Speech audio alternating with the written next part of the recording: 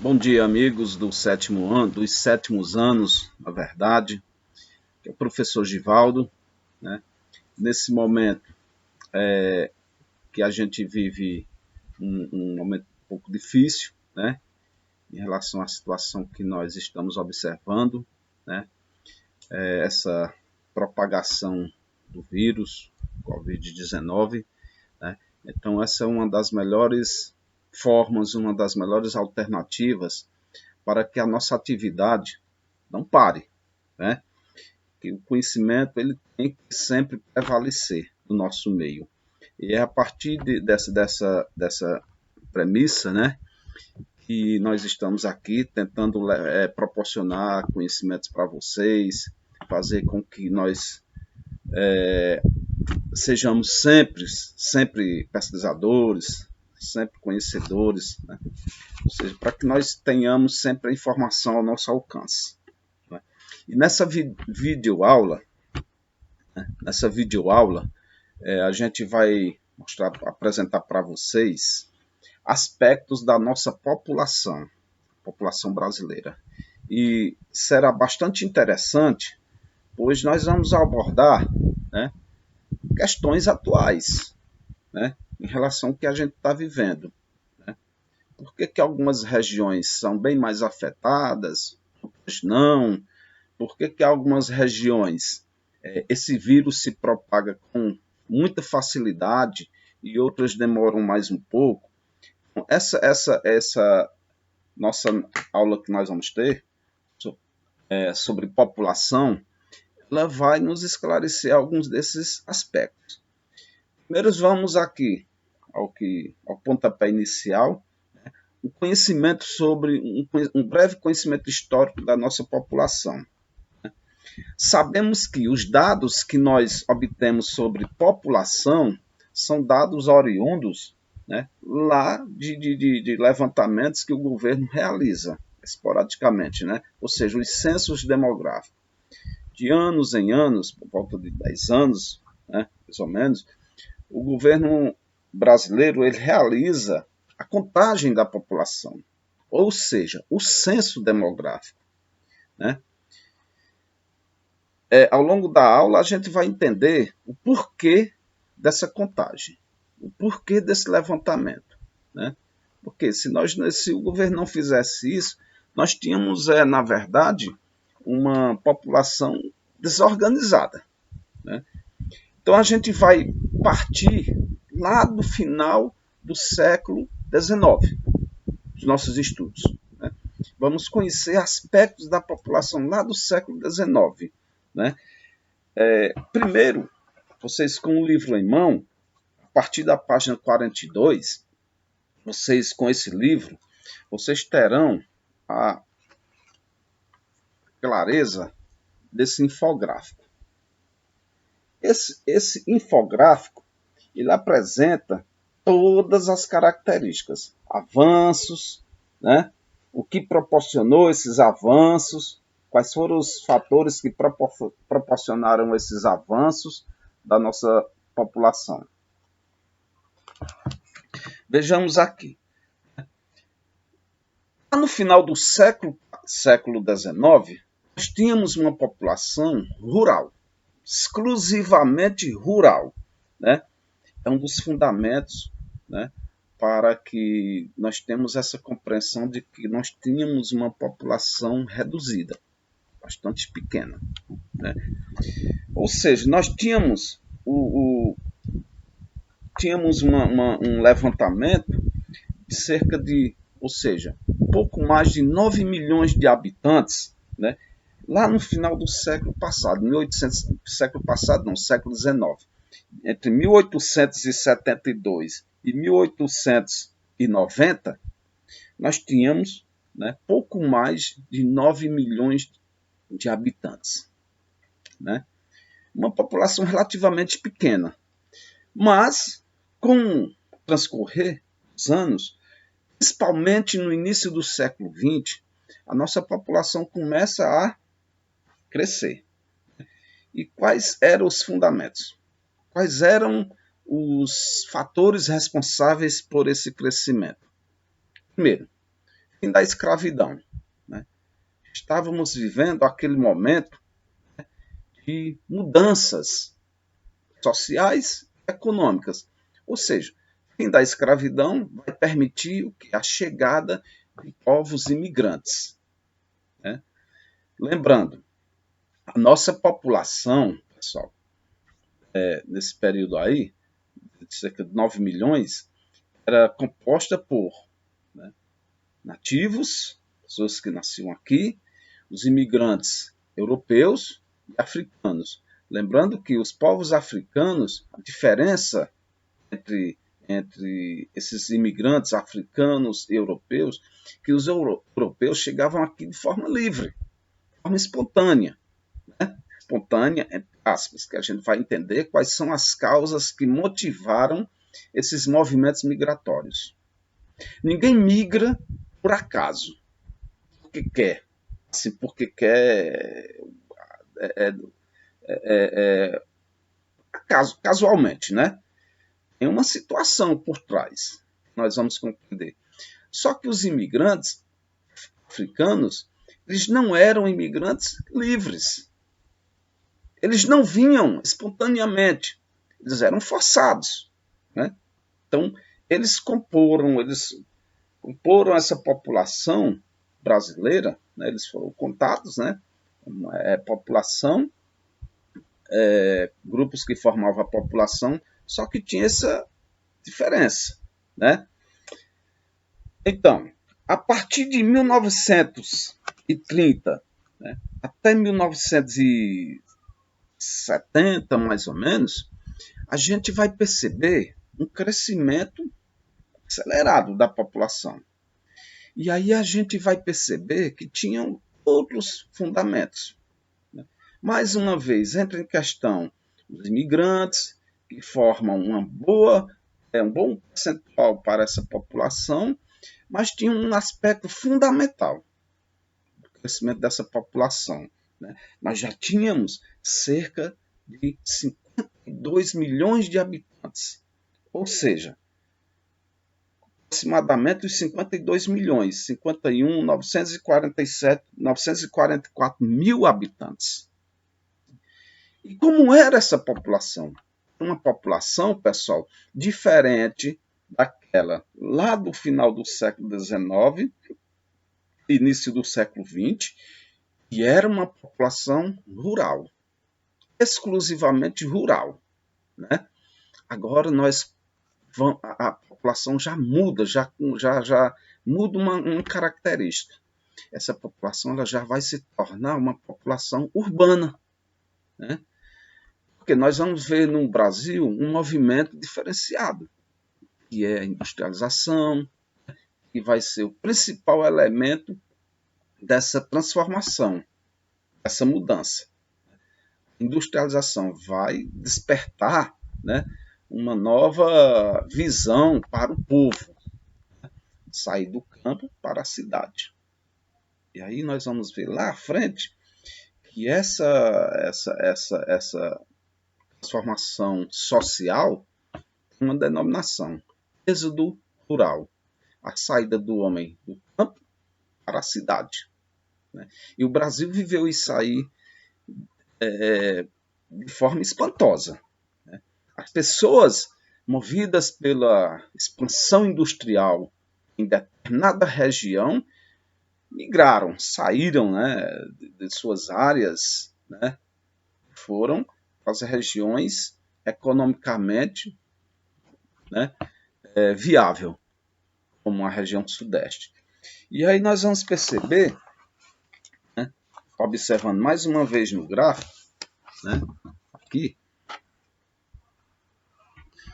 que tem algumas razões, vou mostrar detalhadamente a vocês, uma das razões que vai favorecer isso. O crescimento urbano vai favorecer, né, essa elevação da população. Vejamos aqui que a linha vai crescendo, ou seja, a população vai aumentando.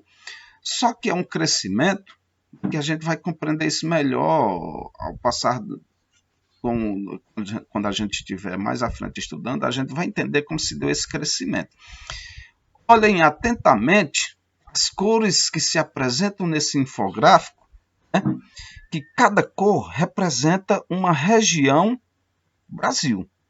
Azulzinha norte, nordeste, sudeste, sul e centro-oeste. Pela largura da cor, dá para vocês terem uma nítida visão, percepção, de qual região apresentava maior índice populacional, certo? E aqui embaixo vocês observem os anos desse crescimento de população, né? Observem atentamente esse gráfico. Esse gráfico vai permitir a vocês um melhor conhecimento.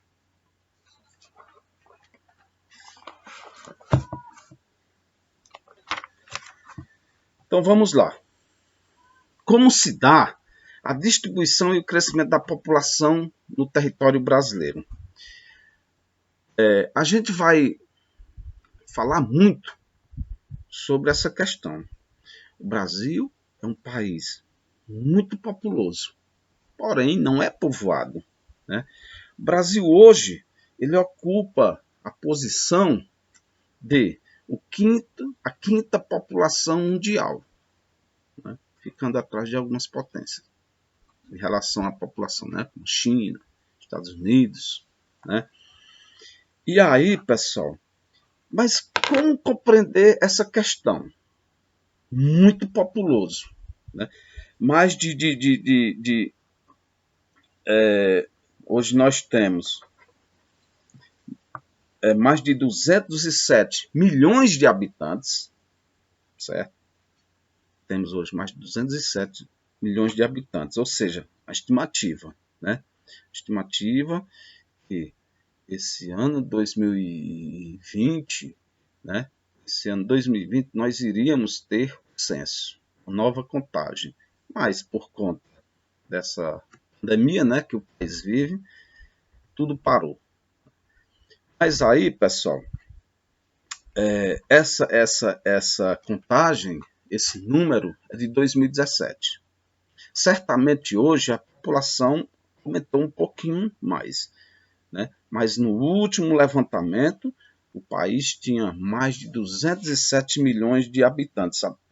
Precisamente, nós tínhamos 207 milhões 660 mil e 929 habitantes, certo? Mas como compreender essa questão? Ora, quinta maior população do mundo, mas não é povoado?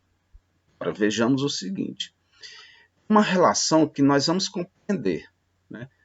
A questão de densidade demográfica, né?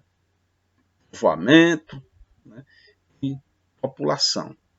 Primeiro vamos entender o que é uma população absoluta, para compreendermos também o que é uma população relativa, né? De uma região, de uma cidade, de um país, né? A população absoluta, a contagem de todos os habitantes, todas as pessoas que ocupam o território brasileiro, né?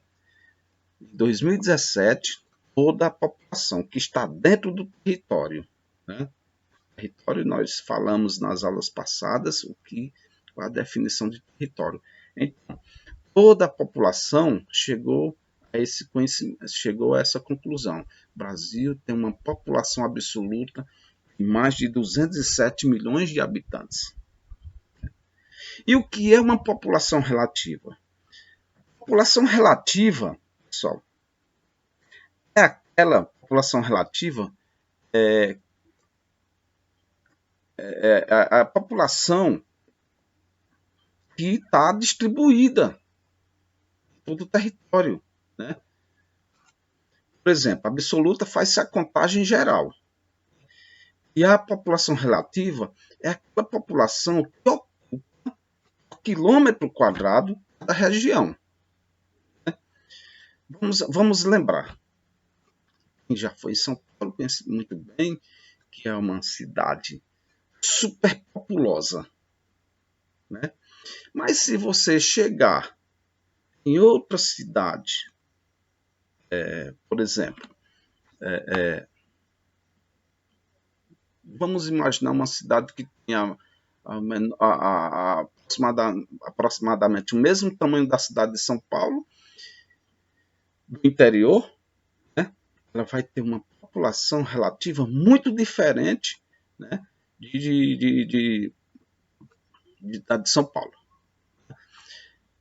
Essas grandes cidades, como São Paulo, elas costumam ter mais de 250 habitantes, 300 habitantes por quilômetro quadrado. Faz com que as pessoas se concentrem em um lugar, né? Em outras cidades, que têm sua extensão territorial, nós vamos encontrar, né, 5 habitantes por quilômetro quadrado. Vamos encontrar 7 habitantes. Essa é a questão. Essa é a população relativa. É a distribuição da população daquela região por quilômetro quadrado. Como é que nós fazemos isso? Veja, vou citar um exemplo que no livro de vocês tem, né? Pegamos a população brasileira, 207 milhões de habitantes, dividimos pela extensão territorial, pouco mais de 8 milhões 515 mil quilômetros quadrados. Vamos dividir, aí vamos chegar a um dado de 24,4 habitantes por quilômetro. É como se nós distribuíssemos de forma igualzinha em todo o território, 24,4 habitantes por quilômetro quadrado. Só que isso, na verdade, pessoal, quando a gente analisa o aspecto da população brasileira, isso não acontece de fato, porque nós temos algumas regiões que apresentam algumas restrições. A região amazônica, um exemplo, né? A região amazônica, a região norte, nós vamos encontrar alguns pontos lá que tem até menos de um habitante por quilômetro quadrado. Ou seja, a população brasileira ela se concentra em alguns lugares, outros não. Essa é a questão. População absoluta, população relativa. E aí, pessoal, é mais fácil também da gente compreender essa questão se nós trouxermos para os momentos atuais, né, o que a gente vive hoje. São Paulo hoje, né, cidade de São Paulo, ela está numa possibilidade de se tornar o ponto crítico dessa pandemia aqui no Brasil. Por quê? Por conta da concentração da população. Ou seja, quando você tem diversas pessoas concentradas em um ponto, fica mais propício à infecção. Não é que a nossa região vai estar livre disso aí, não. Né? Ou seja, mas lá a possibilidade é bem maior. Por isso que nós observamos nos últimos dias inúmeras pessoas saindo de São Paulo, vindo para a sua terra natal, fugindo. Por quê? Porque lá a população relativa é bem maior. Né? O número de pessoas que estão lá distribuídas por quilômetro quadrado é bem mais elevado. Aqui na nossa região, não. Nós temos uma região grande, questão de extensão territorial, e uma população relativamente pequena. Uma população relativamente pequena. E aí, o vírus chega, mas ele demora-se mais a se manifestar nas pessoas, porque nessa questão geográfica as pessoas estão mais isoladas. E aí, se a gente obedecer mais uma vez aquela o que os técnicos, os profissionais da saúde determinam, que se a gente mantiver quanto mais isolamento, maior distância das pessoas, nós ainda teremos possibilidade de erradicar isso da nossa região. Né? Então, assim, é um exemplo bom que dá para a gente compreender muito bem essa questão de população absoluta e população relativa. Né? Vejam aqui, pessoal, nesse mapa do Brasil, eu sempre imploro aos alunos, a vocês, que vocês, a cada página do livro de geografia, analise muito bem, né, os mapas que surgem. Né? Aqui nós temos o mapa do Brasil, que apresenta com clareza a ocupação da população, a distribuição da população em todo o território brasileiro. Vejam que as manchas mais escuras, exatamente onde se concentra o maior número de pessoas. Certo? E aí dá para vocês observarem. Por estados, por regiões. As manchas mais clarinhas, exatamente, as regiões norte, centro-oeste, onde nós vamos ter uma densidade, em alguns casos, até menos de 1 habitante por quilômetro quadrado. Né? E aí a gente vai compreender, mais uma vez fortemente, essa questão de população relativa, né, brasileira.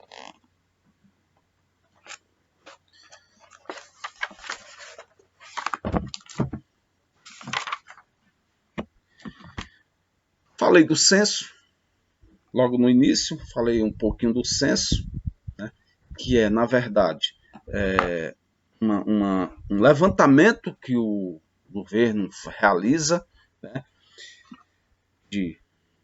esporadicamente, de anos em anos, né, cerca de 10 anos, tem um perfil da população brasileira.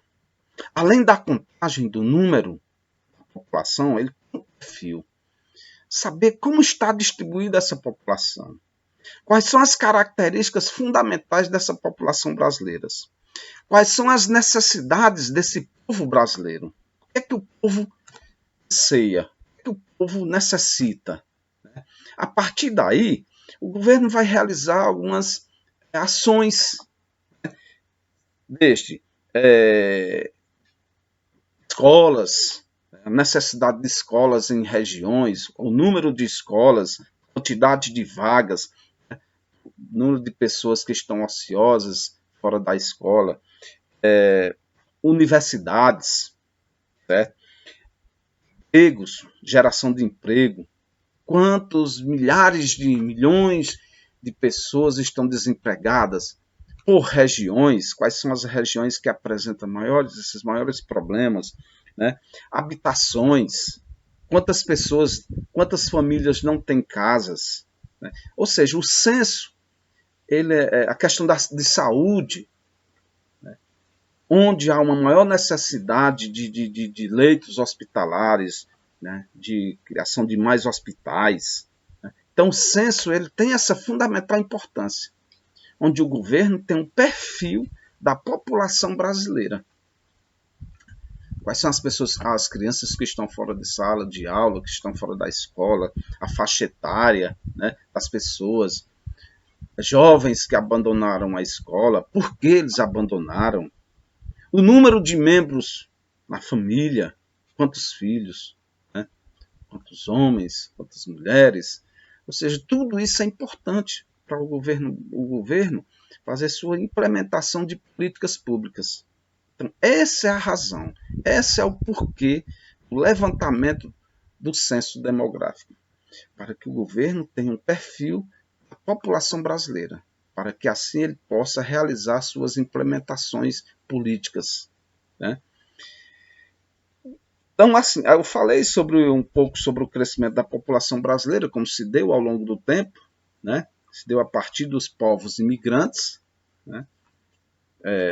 Os nativos que já existiam, né? Os indígenas, os africanos, os europeus. Falei da razão, ou seja, dessa especificação dos africanos. Né? Por que eles são os imigrantes diferenciados? Se você observar também, mais uma vez, esse gráfico aqui, né, você vai ter uma clareza quais foram os períodos que mais apresentaram chegada de imigrantes no território brasileiro. Se você observar bem direitinho, você vai ter uma clareza. clareza da seguinte forma: o que é que leva as pessoas a migrarem? Por que é que as pessoas migram de um lugar para o outro? Tem suas razões. Guerras, fatores econômicos, né? Melhores qualidades de vida, ou seja, eles visam melhor qualidade de vida em uma região, fator econômico, né? Então, são essas questões que viabilizam a migração. Falei agora há pouco, né, que a nossa região, nesses últimos dias, recebeu inúmeras pessoas retornando do Sudeste para cá. Ou seja, é uma migração de retorno. E eles migraram por quê? Tem uma razão. Eles estão fugindo de um vírus que está se espalhando facilmente em São Paulo. Né? Essa é também uma das razões que as pessoas migram. Né? Problemas de saúde, né? São vírus, doenças, né? São outras razões que fazem com que as pessoas migrem. E a partir daí, pessoal, a gente vai ter uma clareza de como é esse crescimento da população brasileira. O crescimento da população brasileira se dá pelo movimento migratório, né? Inúmeras pessoas, milhões de pessoas que vieram de outros países, de outros continentes, né? Compõem a população brasileira. O crescimento vegetativo. Né? O que é o crescimento vegetativo? O crescimento vegetativo é exatamente a diferença entre taxa de natalidade, ou seja, as pessoas que nascem, e a taxa de mortalidade, pessoas que morrem. Né? Esse crescimento vegetativo vai dar da seguinte forma: uma contagem, né, por um período, né, a população, os total que nasceram naquele período e o total que morreram naquele mesmo período. Vai se chegar a um percentual. Né? Chega-se um percentual dessa população, esse crescimento vegetativo. E aí, pessoal, a gente vai observar mais uma vez aqui esse gráfico que apresenta isso aqui, né?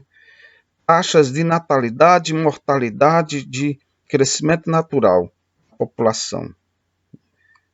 1.000 habitantes entre 1900 e 2020. Vejam só, nessa barra horizontal, nós temos os anos 1900 até 2020.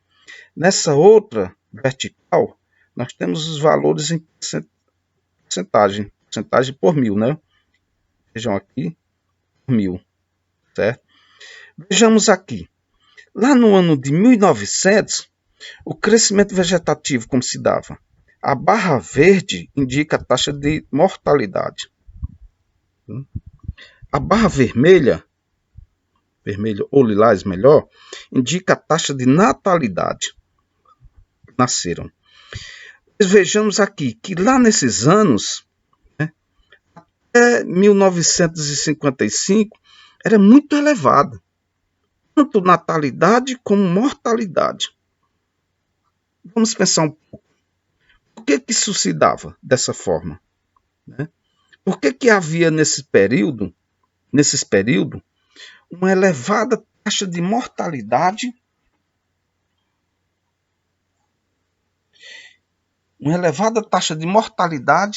e uma elevada taxa de natalidade? Quais eram as razões para isso? Ora, algumas coisas.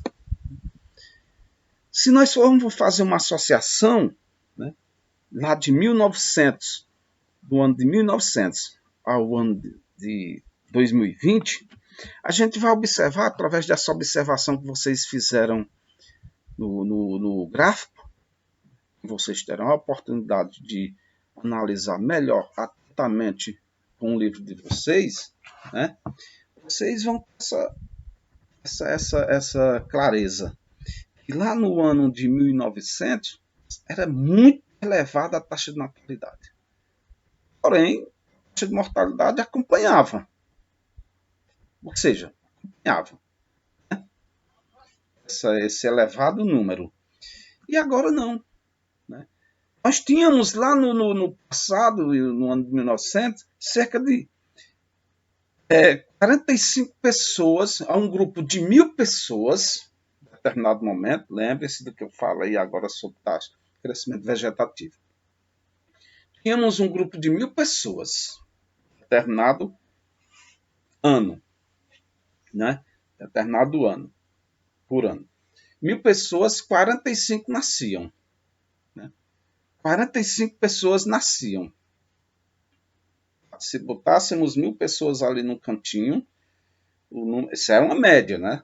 Claro, em alguns lugares que esse número crescia demais. Mas média é média. Vocês que estudam matemática, né, vocês sabem como se dá a média aritmética. Né? Então, nós tínhamos a cada 1.000 pessoas, em determinado ano, lá no início do século XX, 45 nasciam. Só que, nesse mesmo grupo, né, cerca de 30 pessoas morriam. Sintetizando, nasciam muitas pessoas, mas ao mesmo tempo morriam-se muitas. Tinha algumas questões que motivavam isso. A medicina, né? Não havia tantas descobertas na medicina, não haviam esses avanços, e aí as pessoas morriam com frequência. A expectativa de vida era mais baixa. E nasciam muitas pessoas porque os métodos contraceptivos não existiam. A fecundidade das mulheres era alta, ou seja, mulheres em idade de fecundidade, os 14 anos, né, os 45, elas engravidavam demais. Era comum as mulheres terem 7, 8, 10 filhos, até mais. Essa era a fecundidade, elevada fecundidade. Muitas mulheres, naqueles anos passados, engravidavam demais. Então, é a razão porque a taxa de natalidade aumentava. Né? E aí, mas ao mesmo tempo morria-se muitas pessoas, né? Por conta dos avanços os avanços que não existiam na medicina. Mas hoje a gente observa, pessoal, se você observar o gráfico mais detalhadamente, 2020, né, hoje no grupo de 1.000 pessoas, né, no grupo de 1.000 pessoas, pouco mais de 10 pessoas nascem. E menos que 10, cerca de 7 pessoas num grupo de 1.000 morrem.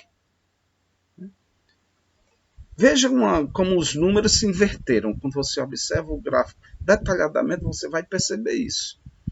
O número de pessoas que nascem num grupo de 1.000 caíram, né? E o número de pessoas com expectativa de vida aumentou. As pessoas hoje vivem mais, ou seja, morrem menos. Então esse número chegou num grupo de 1.000, cerca de 7 pessoas morrem. Os avanços na saúde, né? E por que as mulheres também, hoje a taxa de fecundidade caiu? O grupo de mulheres entre 14 e 45 anos, elas engravidam menos. Tem algumas razões, não só a medicina, não só os avanços na medicina, os métodos contraceptivos, mas como também a ocupação da mulher no mercado de trabalho. A mulher, ela conquistou muito espaço no meio social, né? Ela conquistou avanços significativos. Os níveis de escolaridade dessas mulheres cresceram. Em anos passados, em décadas passadas, as mulheres não estudavam. As mulheres eram proibidas. Até mesmo já era parte cultural. Já era cultural isso aí. A mulher não estudar. A mulher ser dona de casa. E aí ela se ocupava só a elevar essa taxa de fecundidade, só ter filhos. Né? Então, o que mostra nos anos recentes, nos anos contemporâneos, é essa questão. A mulher conquistou seu espaço e aí fez com que ela tivesse uma nova tendência cultural. Olha aqui. Observe bem a imagem, né? O que é que mostra essa imagem? Empresa, né? Indústria, onde apresenta só mulheres trabalhando. Isso aí, em décadas passadas, nos anos 1930, 1940, você não via essa imagem.